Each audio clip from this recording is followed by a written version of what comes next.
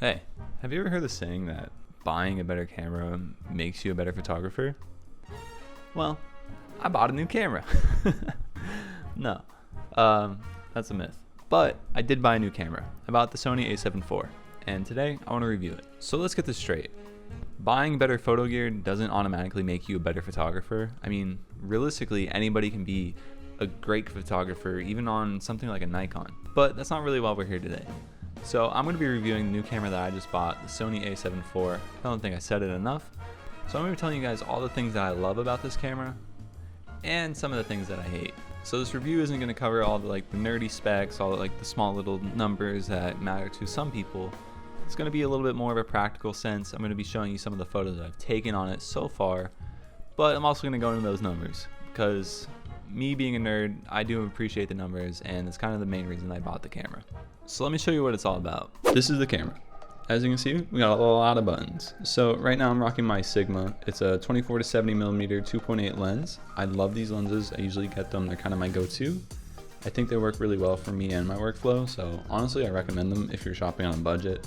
One feature I do want to cover, which I'm kind of excited for. I never really had to use this option, but just in case, and I know a lot of people out there do have to use this option, especially if you're shooting like weddings and stuff, but it's the dual SD card slot. So I've never had anything fail on me before. So let's hope it doesn't happen. But just in case it does, I do plan on getting a second SD card that I can throw in there and use as a backup if I ever need anything. So on top, we have our shutter right here. It's also our on and off switch. It just feels amazing to click on and off. We have our recording button, our dials for changing the modes up. This is our shutter speed. And we have a customizable button right here, another customizable button. We got a few more on the back.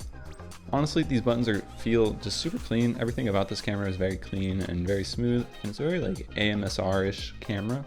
So, the Sony is a full frame camera, and the sensor is pretty big for a mirrorless camera. It gives off 33 megapixels, which means that gives me a lot of options when I'm working in post. I try not to do all of my editing in post, but I do like to have some fun in post, and it's kind of where I mess around and I think most of my creativity comes out. So being able to use this full frame camera and this pretty big sensor really helps me out here. Alright, so let's talk about the video capabilities. So this one was also a big one for me. This camera has the ability to shoot 4K footage, which is something I've been dreaming about. Okay, I'm not going to get into that. But yeah, it has the ability to shoot 4K footage. It could also even shoot some crazy footage that you need special SD cards for, which I never really experienced, so I'm not going to step into that, but it's possible. Look it up if that's something you're into. So it also has the capability of shooting 120p. This is huge for me. So I'm trying to get more into product videography work where I'll be shooting in slow motion, and 120p is honestly just going to be a huge game changer for me and my workflow. So that's another huge reason why I bought this camera in particular. It does shoot 120p, I believe at 1080, full HD. And honestly, so far it's been insane. The slow motion is incredible. And finally, so one of the last reasons I love the video capabilities on this camera is that it has S-Log3 just built straight into the camera. So you don't have to go in and download it off the website and bring it into your camera. It's just there. Right as soon as I turned it on, it was there. And that's beautiful.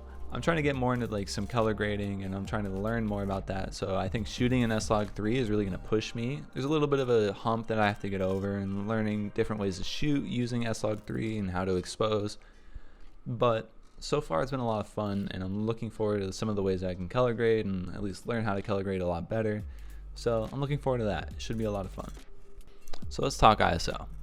This camera has two base ISOs when it comes to at least video work. I know that much for sure. One of them is being 800, the other one being 3200. What the base ISO roughly is, it's kind of the ISO that your camera is going to perform the best at. So being able to shoot this high is a huge help to me, especially because I want to start kind of moving into some events and shooting some concerts, and I think it would be a lot of fun just to shoot at night. And this camera opens me up to a lot of stuff. The UI. Alright, Sony, let's talk about your UI. So I'm huge when it comes to UI. Don't get me wrong, you don't need to have great UI, but when you have something that fundamentally just flows so nicely, it is amazing to work with. And honestly, Sony kind of has the opposite of that. A lot of their features are kind of hidden within their menu system, which is also very kind of honestly annoying to go through. They do kind of make up for that with giving you customizable buttons, and you can start it all and it's all right there. They make up for it in ways.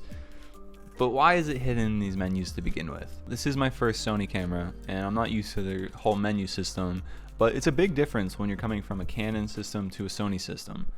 Huge difference, and a big reason is their UI, and I think a lot of photographers have talked about this, and I'm not the first one to do it, but the UI has a lot of problems with it, and I'm honestly not a huge fan of it.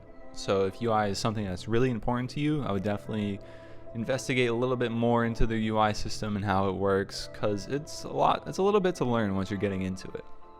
Alright, so that was my latest review on my camera. I think they've got a lot of good things going on here, and I'm really excited to use the camera going forward. Hopefully I'll be able to make some more videos and kind of share some of that stuff over here on the YouTube platform. I think it'll be pretty fun. If you guys found this video pretty helpful, let me know. That would mean a lot to me, and I hope you guys have a good week. Bye!